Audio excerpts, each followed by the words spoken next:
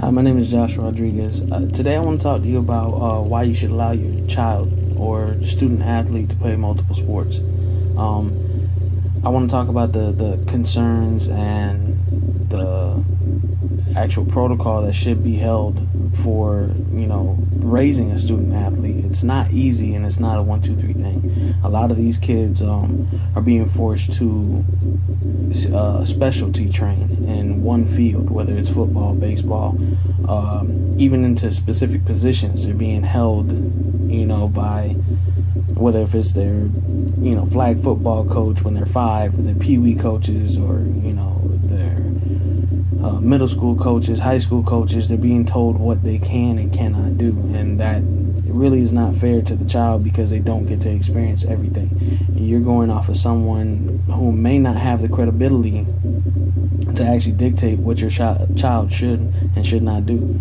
Unless they do it and try it, you'll never know if they can actually be proficient in that position or that sport, or if they possess the skills to dominate in the one that's been assigned to them. Me, personally, I've been coaching for about 3 years now, and I've been a middle school football coach. I've always been a sports enthusiast, big fanatic. I'm a football fanatic first and foremost, and pretty obvious, big guy. But I've always been intrigued though by multiple sport athletes, and especially after this last year, watching how the seniors in college and the NFL draft in particular. I think I was draft day, they put a statistic up stating that 88% of the NFL draft itself this year was all multi-sport athletes. So meaning they either played 2 to 3 sports or more.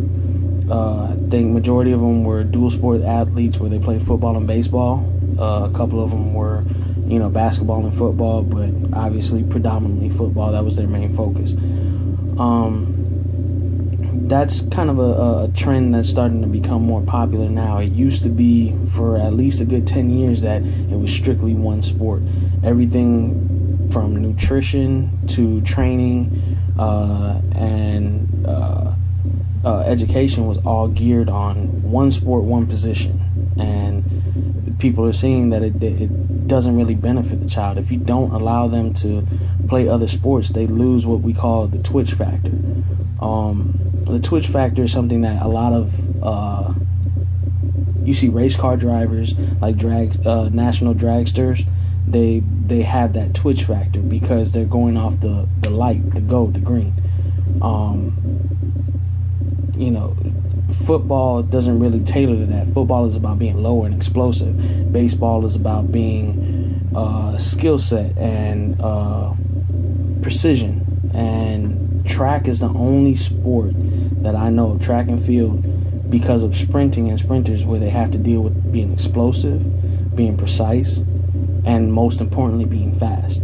And everyone that came out of the 2018 draft was fast, no question about it. I mean, some of the greats that did it, Bo Jackson, he was a Major League Baseball player and an NFL player. Deion Sanders, Dan Marino. I mean, the list can go on, and these are, top tier players.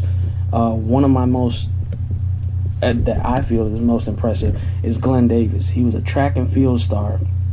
He went to the Olympics first in 1956, and then went again in 1960 twice, and won 3 gold medals in total, all for sprinting.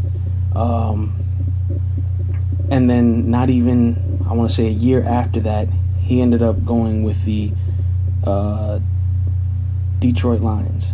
Now, that's pretty impressive to have a, world-renowned Olympic medal sprinter playing on your team as a cornerback, no matter what year it is. And that's starting to become a trend now, where you see a lot of track athletes getting that forefront because they're known for that speed, and they're being allowed to try other things instead of being forced to stick to that mold, which is, track and field and speed. They're allowing to let their skills grow.